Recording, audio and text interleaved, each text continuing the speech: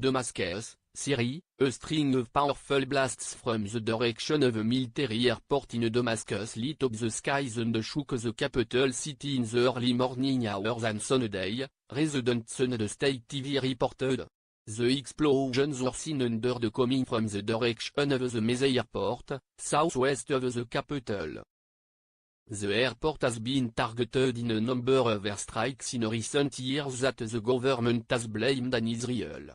The state-run Al Akbar TV station showed what appeared to be handheld footage shot by residents of the capital capturing a string of bright explosions lighting up the night sky. The TV station reported, citing an unnamed military source, that the explosions did not come from inside the airport but from a nearby munitions depot. The station said an electrical short circuit was to blame, and reported that emergency services were at the scene. The Britain-based Syrian Observatory for Human Rights monitoring group said the explosions came from inside the Mesa air base and said they were likely caused by an Israeli missile strike.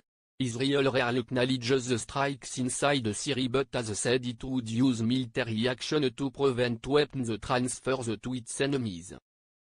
Israel is alarmed by the expansion of operations by Iran and the Lebanese militant group Hezbollah to support President Bashar Assad in Syria's 7-year-long civil war.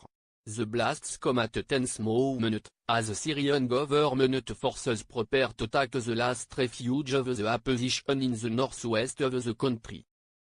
The US is warning Damascus against using chemical weapons in the battle, while Damascus alleges that the US is preparing to falsify a chemical attack to justify military operations in Syria.